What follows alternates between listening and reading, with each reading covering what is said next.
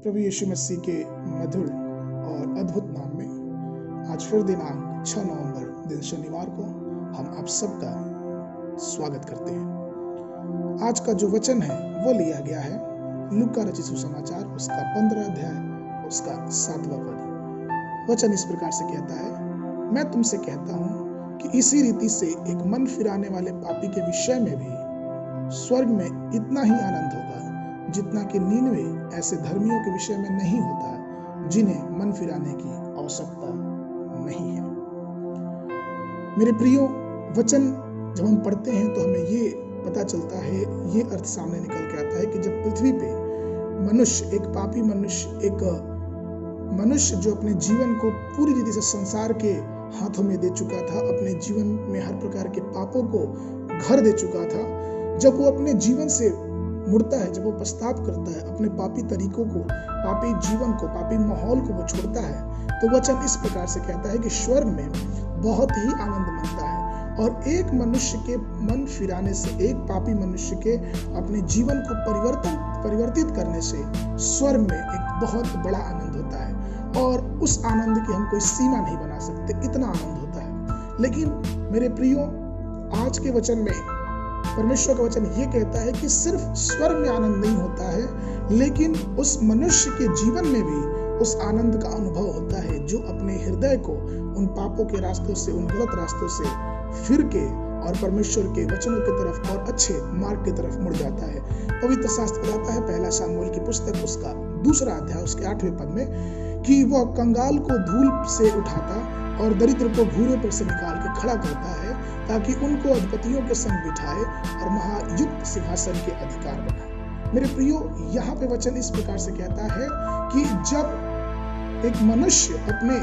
पापी जीवन से, अपने पापी रास्ते से फिर के उस परमेश्वर को, प्रभु यीशु मसीह को अपना उद्धारकर्ता स्वीकार करता है, तो परमेश्वर इस योग्य है कि उस कंगाल रूपी जीवन को, उस दरिद्रता में पड़े हुए जीवन को उठा के और उसको सीधा खड़ा करे। वो इतना बड़ा उसे बनाए कि वो अब उस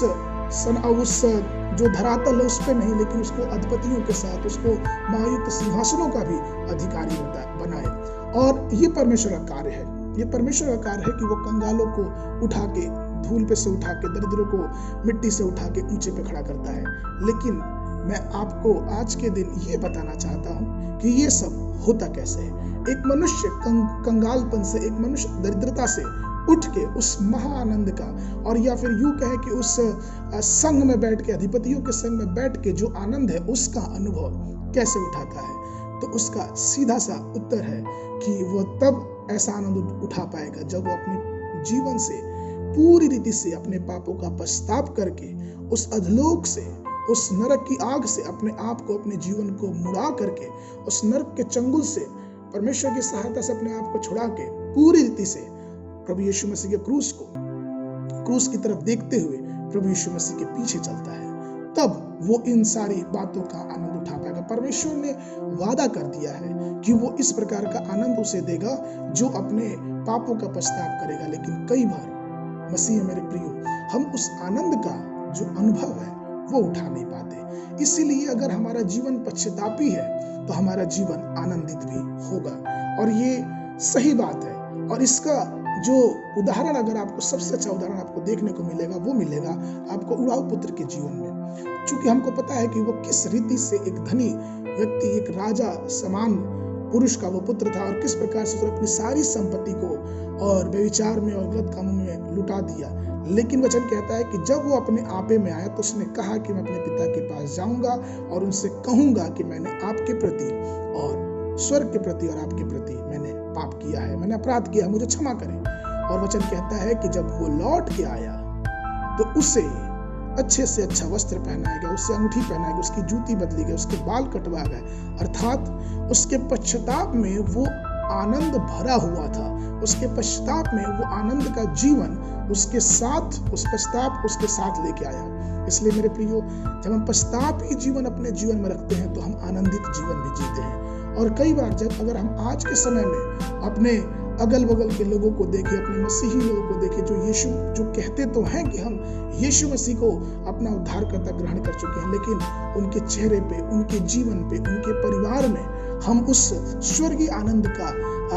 की बातों को नहीं देख सकते। उनके चेहरे पे हमेशा ही एक चिंताजनक बातें दिखती हैं। उनके घर परिवार में हर प्रकार के कलह की बातें दिखती हैं। ये सिर्फ इसलिए ऐसा होता है क्योंकि कहने के लिए तो वो राजाओं के राजा के पुत्र हैं, लेकिन आज भी उनका जीवन पश्चातापी जीवन नहीं है। कहने के लिए वो उड़ाऊ पुत्र भी एक राजा का पुत्र था, एक राजा का बेटा था, लेकिन उसने अपने जीवन में उस आनंद को तब तक नहीं महसूस किया जब तक उसने पश्चाताप नहीं किया। और जब वो पश्चाताप किया तो उसके जीवन में एक भरपूरी का आनंद परमेश्वर ने भर दिया। इसलिए मेरे प्रियो, आज का वचन हमें ये स्मरण दिलाता है कि हमें भी पश्चातापी होना चाहिए। हम मनुष्य हैं, हमसे उठते बैठते